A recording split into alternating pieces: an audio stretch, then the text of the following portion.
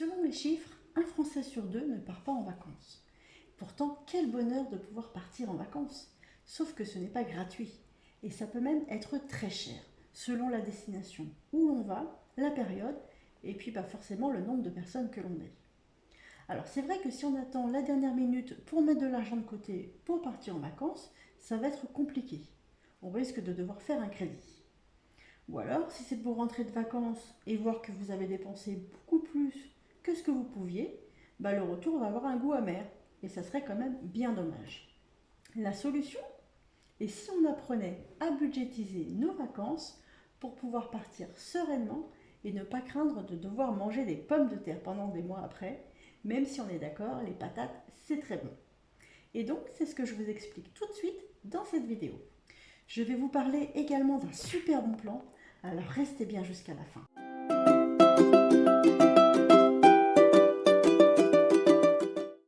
Bonjour et bienvenue sur la chaîne Merci Budget. Pour les personnes qui ne me connaissent pas, je me présente rapidement. Je m'appelle Géraldine, je suis salariée et j'ai en plus cette chaîne YouTube dans le but de vous aider à atteindre vos objectifs financiers. Si vous souhaitez reprendre vos finances en main, que vous voulez des astuces et des bons plans pour faire des économies, vous êtes au bon endroit. Alors comme je le disais dans l'introduction, il y a quand même environ une personne sur deux qui ne pourra pas partir en vacances cette année. Alors il va y avoir plusieurs raisons à ça. Tout d'abord, certaines personnes n'aiment pas partir en vacances. Bon, à ce moment-là, il n'y a pas de souci, c'est ok pour elles de ne pas partir. Certaines personnes, en revanche, notamment les étudiants, vont travailler pendant leurs vacances pour pouvoir payer leurs études. Et donc effectivement, c'est le temps qui va leur manquer. La bonne nouvelle, c'est qu'en général, les études sont provisoires et donc ces personnes pourront partir plus tard ou partir pendant les week-ends. Autre cas, malheureusement, certaines personnes ne peuvent pas partir pour cause de maladie ou de handicap. Et là, effectivement, c'est très difficile pour elles et je suis de tout cœur avec elles. Ensuite, nous avons la dernière catégorie de personnes qui, elles, voudraient partir mais ne peuvent pas faute de moyens. C'est vers cette catégorie de personnes que je me tourne aujourd'hui pour faire ma vidéo, car je trouve que de ne pas partir en vacances à cause du budget, c'est vraiment très dommage, surtout si c'est quelque chose qui vous tient à cœur. Alors, on va voir ensemble comment budgétiser tout ça pour que tout se passe au mieux, parce que oui, vous vous en doutez, mais il va falloir budgétiser, encore et encore, toujours budgétiser. C'est le maître mot de toute façon si on veut atteindre son objectif. Parce que c'est vrai, que l'on soit seul, en couple ou encore en famille, le budget, ça peut vite devenir un casse-tête, car il y a beaucoup de choses à prévoir. Les sommes peuvent monter très rapidement, et donc on va voir ça ensemble maintenant. Et surtout, restez bien jusqu'à la fin de la vidéo, parce que je vais vous proposer une astuce qui va vous permettre de réduire considérablement votre budget pour les vacances. Donc surtout, restez bien avec moi. Alors déjà, il faut savoir que ça peut paraître bête comme ça, mais c'est vous et votre manière de vivre qui vont déterminer le budget de vos vacances.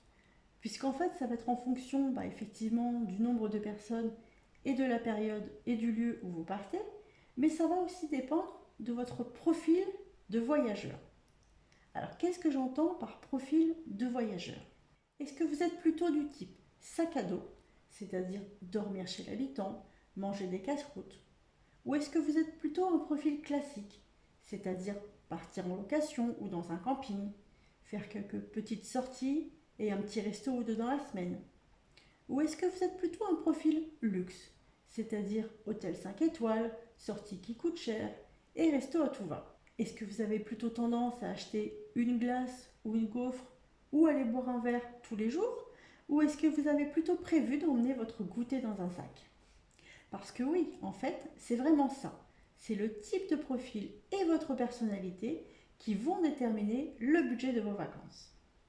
Alors dites-moi dans les commentaires, quel est plutôt votre profil? Est-ce que vous êtes sac à dos, classique, luxe? Rassurez-vous, il n'y a pas de bon ou de mauvais profil. Encore une fois, il n'y a pas de jugement, chacun fait comme il veut. Mais c'est sûr que le montant ne sera pas le même si vous êtes une personne seule qui voyage en sac à dos ou si vous êtes une famille de 5 en voyageur de luxe. Il faudra juste prévoir le budget en conséquence. Alors, il y a plusieurs manières d'aborder le budget des vacances. Soit vous estimez que vous n'avez pas envie de dépasser tel budget. Par exemple, cette année, vous avez d'autres projets et à ce moment-là, vous choisirez le lieu en fonction de votre budget. Ou alors, vous pouvez établir votre budget en fonction du lieu où vous souhaitez aller et de vos envies. Dans ce cas-là, vous allez devoir mettre en place des actions pour arriver à obtenir le budget que vous souhaitez. Bien sûr, plus on s'y prend tôt et plus ça va être facile d'avoir l'argent nécessaire. Et c'est bien pour ça que l'on utilise le budget prévisionnel annuel. Dans tous les cas, il va falloir définir et attribuer un montant pour chaque poste de dépense, que ce soit pour le transport, pour le logement, pour l'alimentation, pour les loisirs, etc. Ça va permettre d'éviter les dépenses excessives que l'on n'avait pas prévues et de rester globalement dans son budget. Alors bien sûr, on ne pourra pas prévoir précisément combien on va dépenser pendant ces vacances. Le mieux, c'est de s'octroyer une petite enveloppe un peu supérieure et comme ça, on sera très serein pendant ces vacances. Alors, comment calculer son budget? Je vais vous expliquer un petit peu comment chez nous on fonctionne.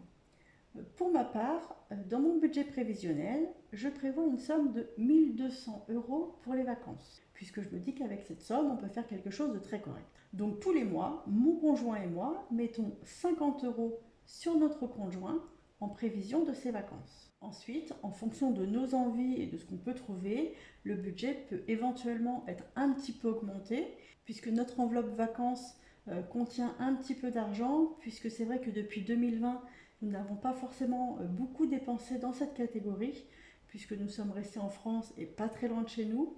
Donc nous pouvons piocher dans notre enveloppe vacances de ces 3 dernières années. Mais sinon, de base, je pars sur un budget de 1200 €. Pour rappel, nous sommes 4 à partir.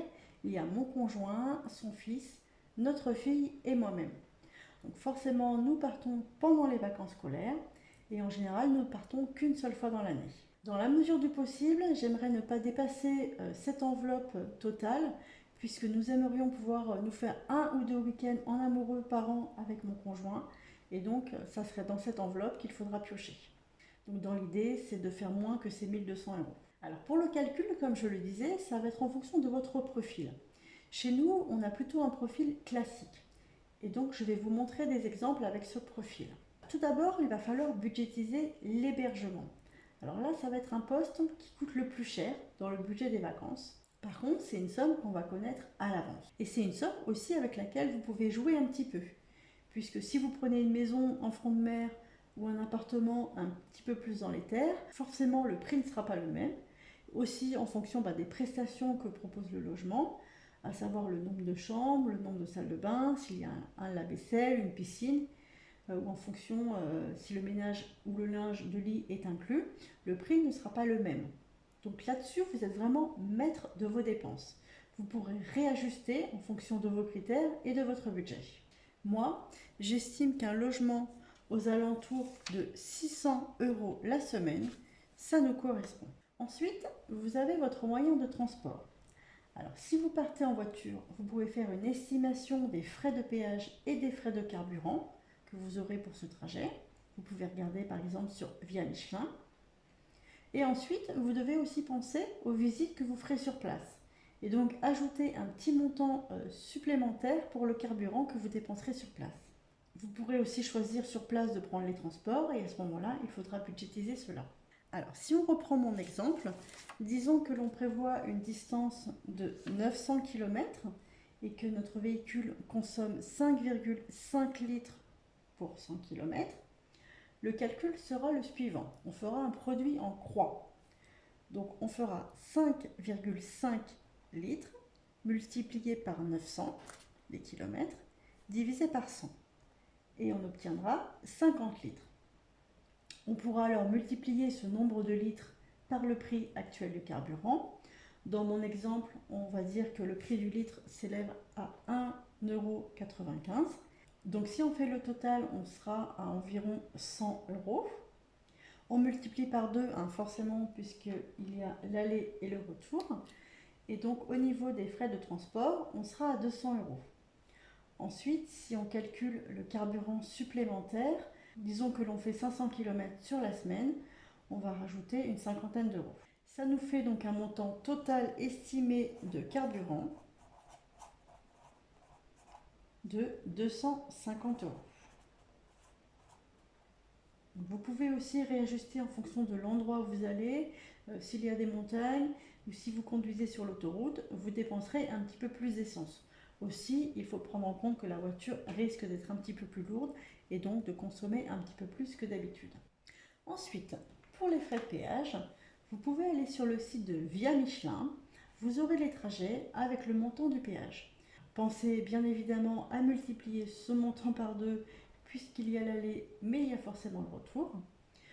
Petite astuce, essayez de voir si en passant par la nationale ou par les petites routes, vous ne pouvez pas économiser un petit peu sur le péage. C'est vrai que des fois on peut économiser beaucoup sur le péage en passant par les petites routes et pour le coup on n'augmente pas forcément beaucoup le temps de trajet. Bien sûr, là ça dépend aussi de votre profil. Certaines personnes préfèrent aller d'un point A à un point B le plus rapidement possible. Pour d'autres personnes, par exemple, elles considèrent que le trajet est déjà le début des vacances et si ce trajet est rallongé d'une heure ou deux, ce n'est pas forcément très grave pour elles. Si on reprend mon exemple, si on part sur une base de 70 € de péage pour l'aller, ça nous ferait un montant total de 140 € pour le péage. Si vous partez en train ou en avion, vous pouvez regarder le prix des billets, en sachant tout de même que les prix évoluent très vite. Donc mettez une petite enveloppe supplémentaire. Et là encore, pensez à votre transport sur place, si vous devez louer une voiture ou utiliser les transports en commun ou en taxi. Ensuite, il va y avoir le poste alimentation. Alors, sauf si vous partez en hôtel all inclusive, vous aurez besoin de faire des courses. Alors, certaines personnes considèrent que de toute manière, à la maison ou en vacances, il faut bien s'alimenter. On est d'accord. Ceci étant, je pense qu'il faut quand même revoir ce poste à la hausse, car bien souvent, on dépense plus en vacances qu'à la maison. Parce que par exemple, on va aller acheter dans des petits magasins un petit peu plus petits que chez nous. Ça peut donc coûter plus cher. On va prendre aussi des produits avec un conditionnement plus petit et donc souvent plus cher aussi. Et puis on peut avoir envie de se faire un petit peu plus plaisir et acheter des produits qu'on n'aurait pas forcément achetés à la maison. Donc tout ça, ça se compte. Pour ma part, on a un budget d'à peu près 100 € pour les courses pour une semaine. Donc j'estime qu'on peut budgétiser à 50 € en plus sur cette semaine. Donc là, on vient de voir tous les postes qui sont obligatoires si on veut partir en vacances quelque part. Donc pour rappel, le logement 600 €, le carburant 250, le péage 140 et les courses 50 €. Donc ça nous fait déjà un montant total estimé d'environ 1040 €. On peut voir que sur les 1200 €, il y a déjà plus de 1000 € qui partent juste comme ça pour pouvoir partir une semaine. Donc maintenant, je vais vous parler des dépenses plaisir et juste après, je vous parle du bon plan que je vous propose qui va largement diminuer votre budget vacances. Donc pour la catégorie plaisir, restaurant, loisirs, là encore, tout dépend de votre profil. Vous pourrez avoir envie d'aller au restaurant, donc c'est un poste à budgétiser, mais c'est sûr qu'entre un fast-food et un restaurant gastronomique, ce ne sera pas le même budget. Selon votre profil et vos envies, essayez d'estimer la somme que vous dépenserez, ou alors fixez-vous un montant limite.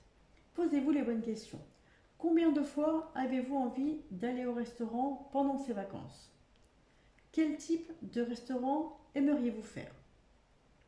Si vos finances sont un peu justes, est-ce que vous préférez plutôt faire un restaurant ou plutôt faire une activité? C'est là où il va falloir prioriser et faire des choix.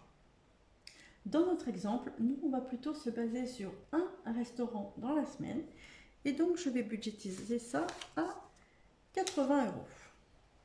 Vous pouvez aussi prévoir une petite enveloppe pour les extras, une gaufre, une glace, un diabolo. Car si vous ne faites pas attention et si vous êtes une famille, ça peut vite chiffrer. Chez nous, on essaye de se faire plaisir mais avec modération. Je pars donc sur une base d'un ou deux extras dans la semaine et on va partir sur une enveloppe de 30 €.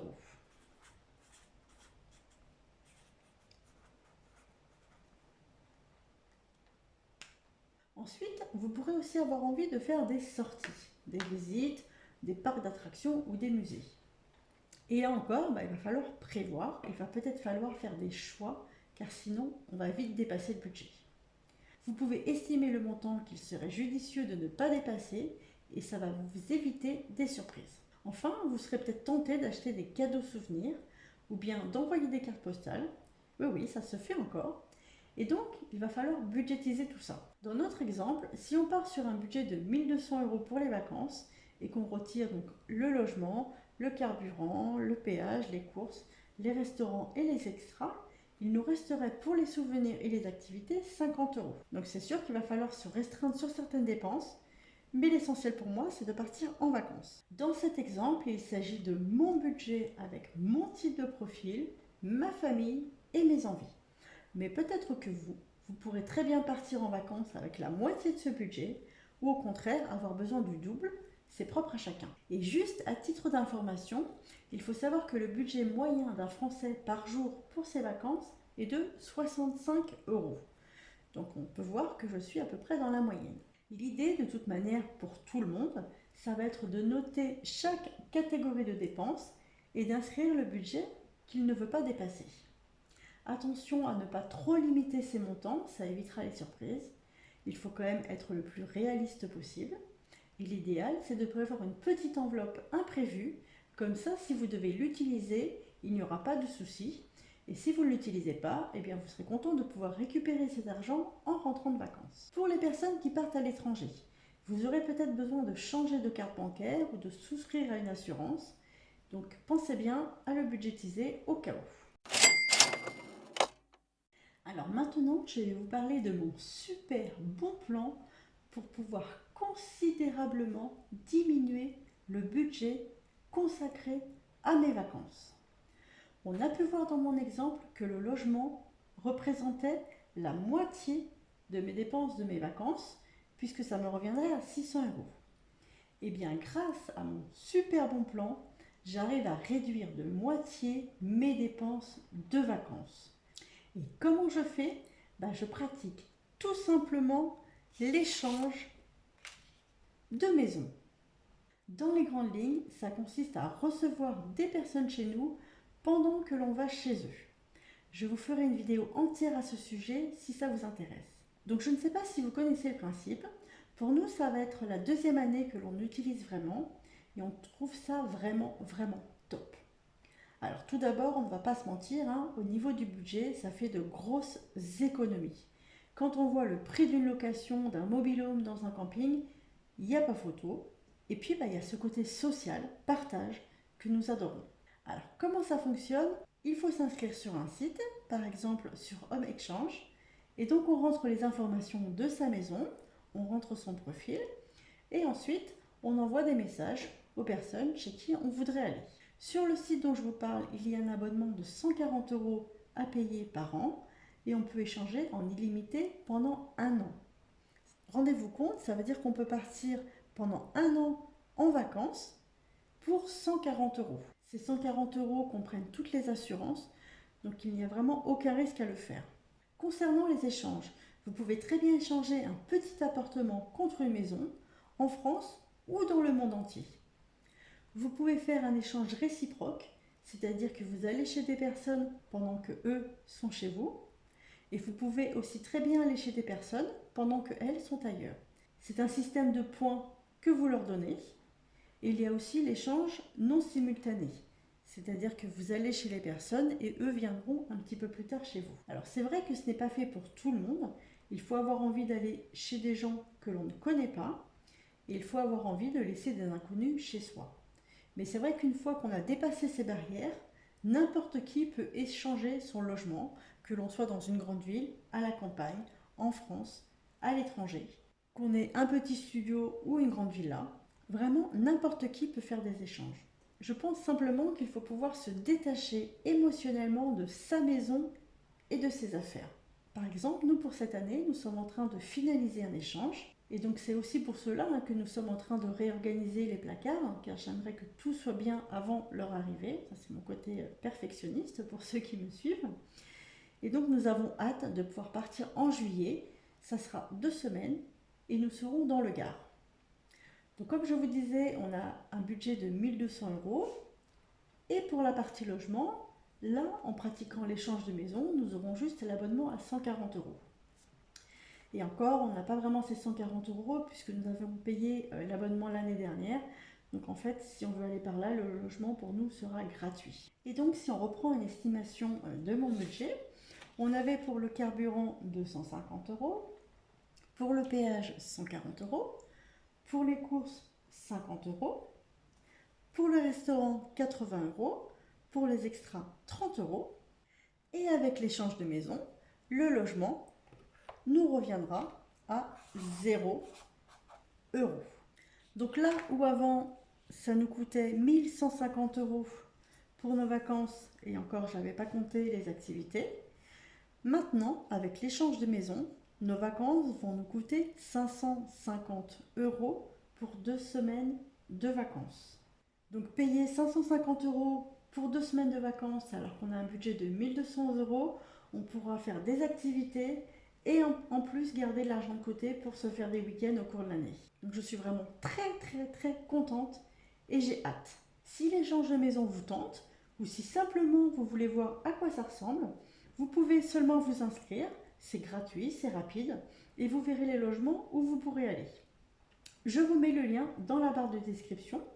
Vous aurez 250 points que vous pourrez déjà utiliser quelque part. Quoi qu'il en soit, que vous fassiez de l'échange de maison ou pas, un budget vacances, ça se prépare. Donc si vous avez aimé ma vidéo, vous pouvez mettre un petit j'aime ou un commentaire, ça me motive. Et sur ce, je vous dis à très vite. Bye!